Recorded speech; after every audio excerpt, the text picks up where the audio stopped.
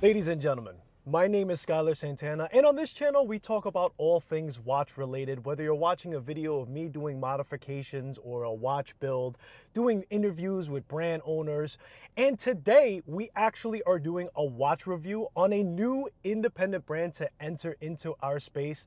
Noctua Watch Corp has just done their release in early October. Now it's 4 different renditions of the same model. It's either going to be a diver pilot style with a bezel and or without the bezel, just being a pilot style watch. And the watch that I actually have here today is the PDFL-1, which stands for the Pilot Diver Fully Lume Dial.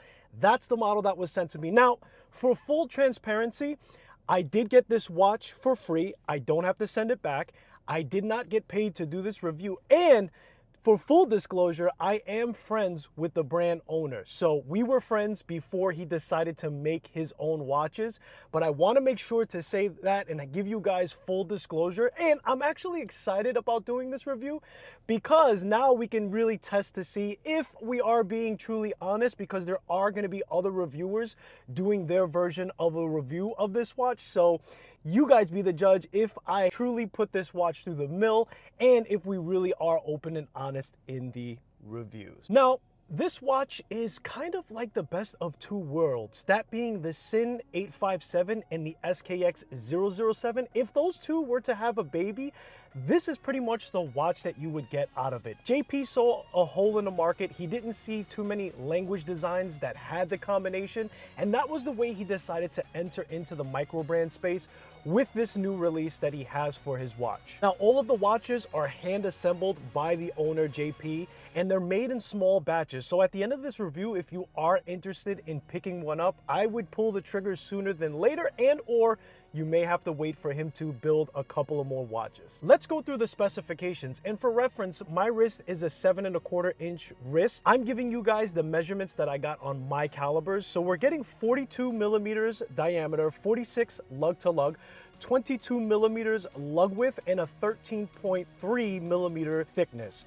We've got 300 meters of water resistance. The watch weighs in at 158 grams on bracelet.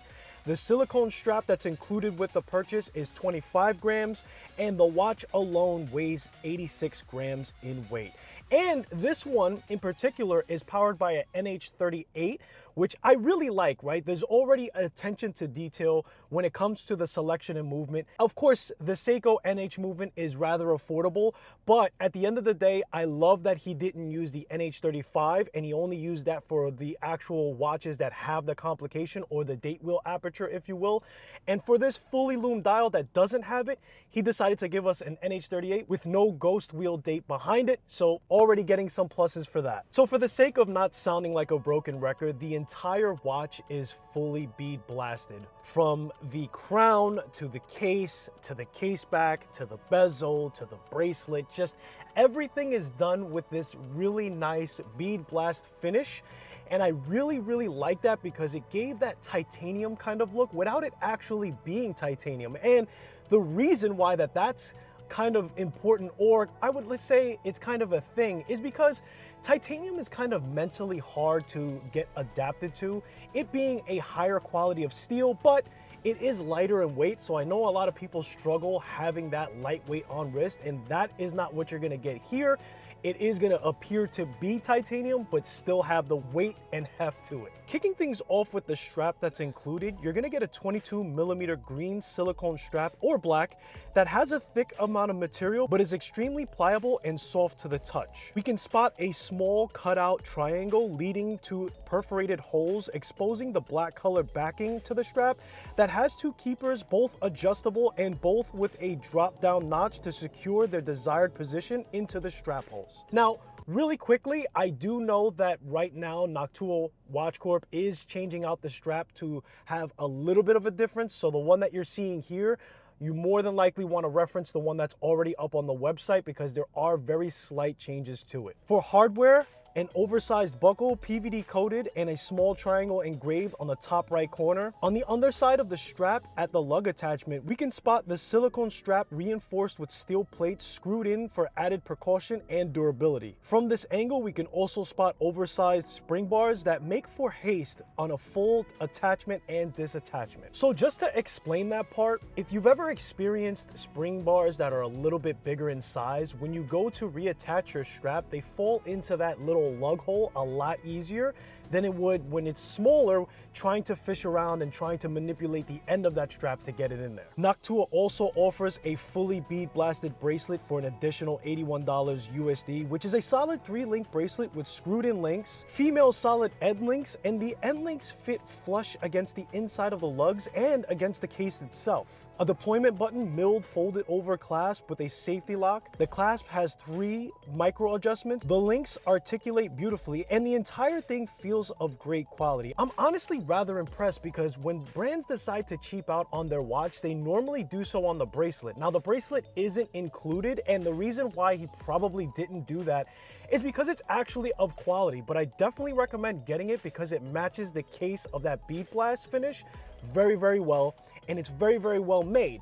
Now, we're gonna get into the list of improvements that I think that we can do in the bracelet a little bit later on, but I have to say at this point, even still, the bracelet is very nice and worth it for you guys to get. We're getting a screwed down case back into the case with a large laser engraving brand logo in the center and text that describe the watch above and below it, stating the model number, Tempus Fidget, which is a Latin phrase usually translated into English as time flies, 30 bar of water resistance to resemble that 300 meters, and the company's name to follow. For keyless work function, we got a screw down crown, 7 millimeters wide, a round circular impress unsigned crown on the side profile view, a coined edge finishing that is well refined with crown guards to protect it. For the case, we got an SKX style molding, and from the side profile, we can spot getting drilled lugs. A slight chamfer running along the side profile of the case with a nice fold going into the proud, smooth crown guards. Now, putting this watch officially in the tool section, we have an LX style bezel with a deep, super easy to grip knurling, a matte black countdown bezel insert with loomed numbers, loomed minute markers, and the triangle at the 12 position that has Super Luminova C3. Now, that's a 120 click bezel that does have a good feel to the turn and gives an audible click in response. And I'd like to mention that at this point, it has 0 backplay whatsoever. Protecting the dial and its contents, we received a blued AR coating flat sapphire crystal.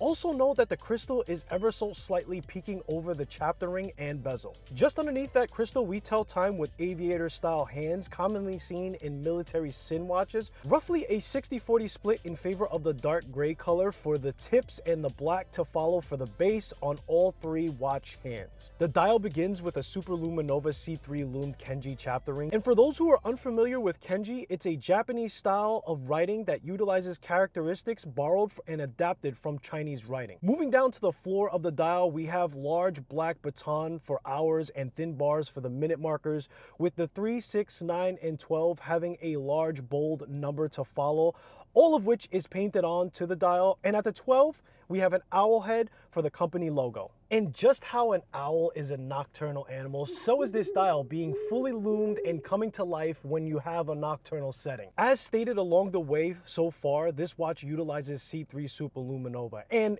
it uses a lot of it. So if you're a fan of Lume on this watch, check this out.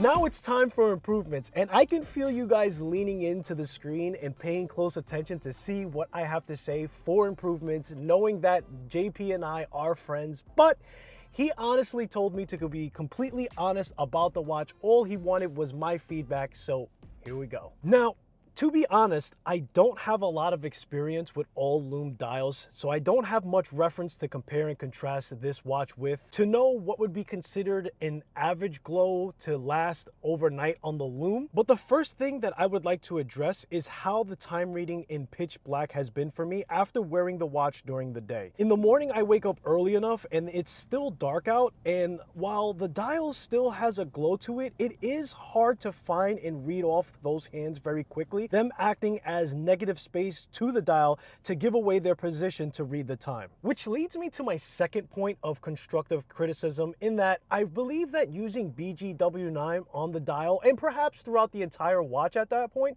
would probably be a better solution. Now, C3 Lume tends to shine brighter with equal application, and BGW9 is well known to be disappointing if the application is not proper, but it can outlast C3 Luminova in a good watch, which might inherently clean up the reading the time in the pitch dark mentioned earlier. But simultaneously, BGW9 looks properly white in the daylight. Which leads me to my third improvement. Going back to the bracelet, I really think it's good quality, but I would like to add in a quick release and a diver extension to the bracelet, only because personally for me, and in my opinion, I like to wear my bracelets in the summer, and I'd rather have those quick functions to extend and retract and make those adjustments when my wrist swells. And I also understand that the watch has drilled lugs, so maybe the quick release isn't so much necessary, but it's still better than having to grab a tool at any point and risk not scratching the lug whatsoever. For the fourth improvement, it's going to get a pass this time around, knowing that the brand is just starting to get its legs. But moving forward, a Miyota 9039 or a movement from a Sellita S200 would be greatly appreciated. Look, I think you guys are like me, and you probably started off with a lot of NH35 movements, and there's absolutely nothing wrong with them other than it's used so much and it's so common that it's lost its kind of magic feeling to it, and it doesn't beat as high as it can with the Miyota movements or the Sellita movements. So having a higher caliber watch would probably cover more grounds for all collectors and just pique more interest for people to purchase the watch. Okay, so we're gonna be a little bit nitpicky here, but I gotta put this thing fully under the microscope, and I really feel like the applied markers added to this watch would probably be better. Now, I wouldn't necessarily say that we need applied markers that have stainless steel in it or that have a brush look to it.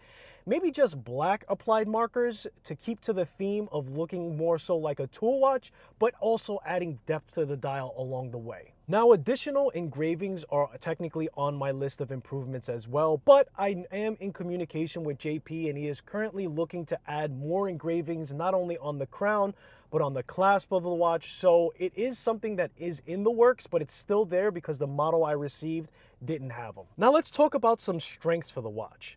Let's start off with the packaging. Clearly, this has been thought out, as there's much cheaper and disposable means by doing packaging for a watch, but instead the brand chose packaging that is unique, reusable, tactical, and that is staying right on theme. It's a Mali carrying pouch, which is a pouch that attaches to a piece of gear using a modular, lightweight load carrying equipment. There's also a neat party trick that he added to the packaging with the patch. The patch eyes for the owl on there do glow, so that's a nice little touch as well. Now, I want to make a note for the crown as well being a positive, and it may sound a little funny to you guys, but I've come across a lot of OEM parts for the SKX, and a lot of the time the crown, when you're screwing it in, feels very gritty. And with this model and these parts, I don't get that at all. So it's something that I wanted to add as a plus, but I kind of had to explain it before I just rambled it off. With the risk of sounding like a broken record, the bead blast finishing done here on the bracelet, on the case, on all the other parts is done very, very well. And I'd like to add that none of the parts feel sharp. Everything is smooth to the touch. And that's pretty important to note because there are a lot of affordable brands that still have sharp edging and don't have as good quality finishing that's consistent. Now, the Lume, although critiqued, it's still a spectacle to see. And there is still a lot of that C3 Luminova on the dial, on the Kenji chapter ring, and on the bezel insert. And it's still a nice display to look at if you are into Lume and a Lume head like I am. And another thing to note about the Lume is I still don't have a lot of equipment to run full test for Lume, like doing a full time lapse. I do apologize, but I'm still working off of my iPhone when I'm shooting these videos, so I can't run a full test for it, but I'll still include some shots of it nonetheless. Likewise, after mentioning those improvements that I think could be added to the bracelet, which I understand would also add to its cost, I still want to make sure that I note that the bracelet looks and feel like quality, and it's a very, very nice bracelet. It's definitely not one that you feel like they cheaped out on just to save some money. The bracelet has a lot of great heft to it, but articulates in a smooth flow. You get female end links for a close fit, and the links are actually screwed in, and they come in and out of the the bracelet like butter. So I really want to make sure that I emphasize that when we're looking at that bracelet. You're gonna get a 2-year warranty with the purchase of this watch. It is effectively $440 USD in making this film. It's made by a skilled enthusiast for the watch community, tough enough for military and first responders with no crazy flash. The watch hammers home a strong tactical look to it. Masculine and rugged are an understatement that doesn't do the watch justice in a verbal description compared to when it's held in hand or wrist in person. Once again, there are 4 models for you to choose from, with small batches being released at a time. So if you are interested in picking one up, I wouldn't wait.